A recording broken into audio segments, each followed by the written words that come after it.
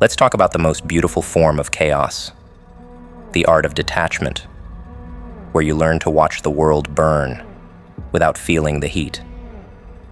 You see, in this grand circus of existence, most people are tied down by invisible strings, emotions that control them, relationships that drain them, and expectations that chain them.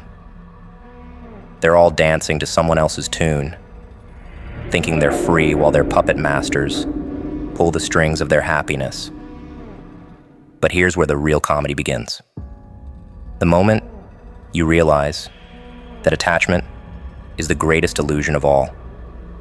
Imagine your mind as a theater, where every emotion, every relationship, every possession plays its part on the stage. For years, you've been sitting in the front row, completely absorbed in the drama, laughing when they want you to laugh, crying when they expect you to cry. But what if, and here's where it gets interesting, what if you could simply move to the back row? Suddenly, you're watching the same show, but the impact is different. The screams don't pierce as deeply, the drama doesn't consume you, and the plot twists lose their sting. This, my dear friends, is the first taste of detachment. The beauty of detachment lies in its paradox. The less you need something, the more power you have over it. Think of it like holding sand. The tighter you grip, the more it slips through your fingers. But open your palm, let it rest there, loosely, and suddenly, you're in control. People will spend their entire lives trying to hold on to things, relationships, status, emotions, not realizing that their desperate grip is exactly what's causing everything to slip away. The art is in learning to hold everything with a loose grip, ready to let go at any moment. When you master detachment, you become the most dangerous player in the game of life. Why? Because nothing can be used against you. Threats become meaningless when you're ready to lose everything. Manipulation fails when you're not attached to outcomes. And emotional blackmail crumbles when you've mastered the art of walking away. You transform from a participant in their games to an amused observer, watching as they desperately try to find strings that no longer exist. The world fears those who master detachment because they can't be controlled by the usual means. When you stop clinging to relationships like a lifeline, you start seeing people for who they really are. When you detach from outcomes, you make decisions with clarity rather than desperation. When you detach from possessions, you realize that ownership is just another form of prison. This is where true power lies, not in having everything, but in needing nothing. Consider how much energy people waste on emotional attachments, the sleepless nights over someone's opinion, the anxiety over potential losses, the constant fear of not being enough. Now imagine channeling all that energy into your own growth instead. Detachment doesn't mean you stop caring. It means you stop letting your caring control you. It's the difference between swimming in the ocean and watching it from the shore. You can appreciate its beauty without being at the mercy of its waves. The most delicious irony is that when you truly master detachment, people become more drawn to you. They can sense something different, a freedom they don't understand, but desperately want. While they're all trying to hold on to their little pieces of happiness with white knuckles, you're floating above it all, untouchable, yet completely present. Your detachment becomes a force field that both protects and attracts, creating a paradox that confuses those still trapped in their attachments. Here's where it gets really interesting. As you practice detachment, you start to see the humor in how seriously everyone takes everything. Their dramas become comedies. Their urgent crises become minor plot points. And their attempts to emotionally engage you become amusing rather than draining. You develop what I like to call the Joker's perspective, the ability to see the absurdity in all the things people chain themselves to, while remaining completely unleashed yourself. Life becomes a different game entirely when you're detached. Instead of being a piece on the board, desperately trying to reach the other side, you become the player, seeing all the moves at once. Your decisions come from a place of choice, rather than necessity. Your relationships exist because you want them, not because you need them. And your happiness stops being dependent on external factors. This is true freedom, not the absence of chains, but the presence of choice. Your attachments are nothing but beautiful lies, painted in the colors of comfort and necessity.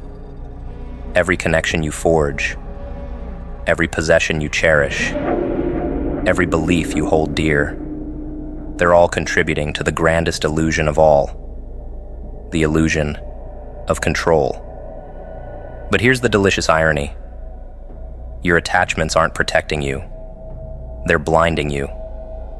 They're like cataracts on your soul, distorting your vision of reality until you can't tell the difference between what you want and what you've been conditioned to want. Every time you say, "I need this," or "I can't live without that," you're adding another layer to the fantasy, another brushstroke to the masterpiece of delusion you call your life. Think about how attachments shape your perception. You're attached to your identity, so you reject experiences that could transform you. You're attached to your beliefs, so you turn away from truths that could liberate you.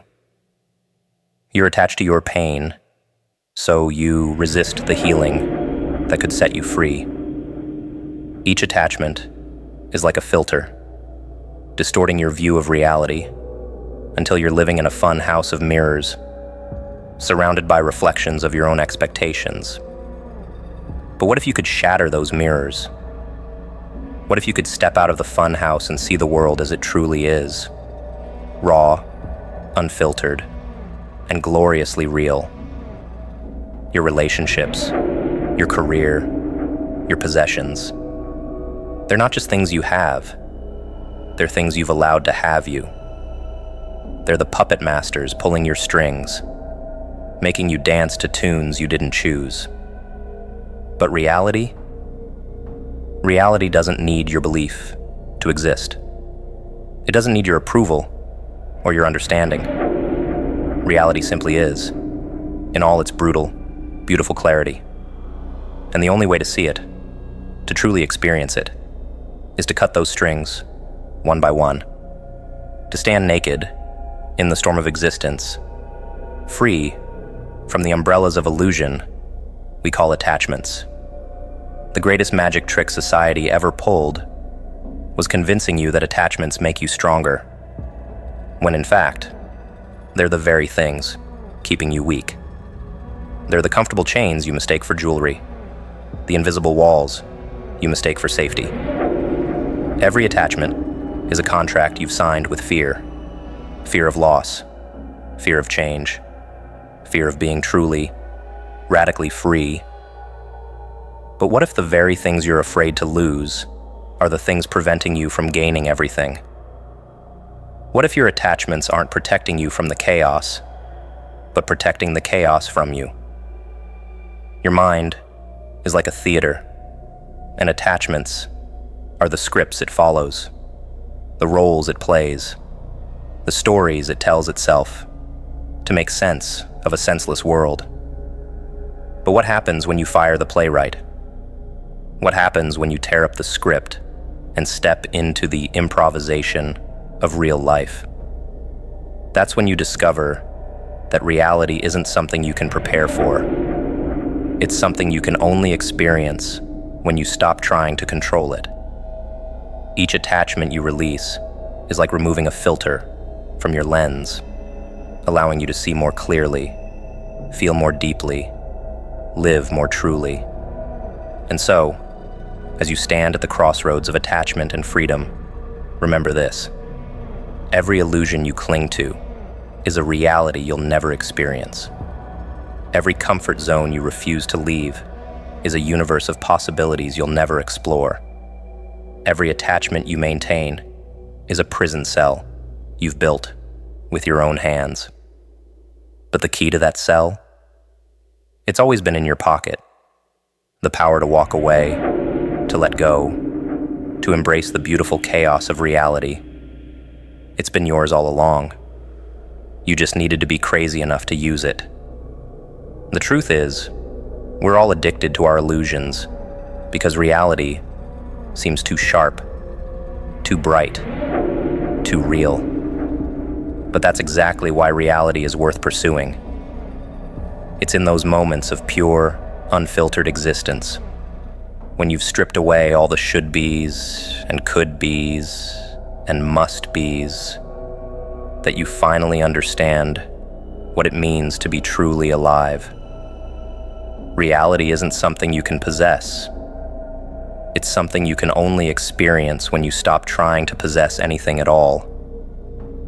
Your attachments are like a house of cards, impressive to look at, but destined to fall. And when they do fall, when the illusions crumble and the fantasies fade, that's when you'll find yourself standing in the ruins of everything you thought you needed, finally able to see the sky above. That's when you'll understand that the most beautiful things in life aren't the ones you can hold on to, but the ones you can experience fully, precisely because you're not trying to hold on to them. And isn't that the ultimate punchline? That everything you've been searching for, peace, power, purpose, has been waiting on the other side of letting go.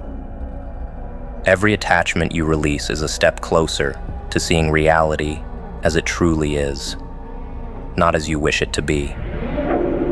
Each illusion you shatter is a window opening to the truth, letting in light that may blind you at first, but will ultimately show you the way.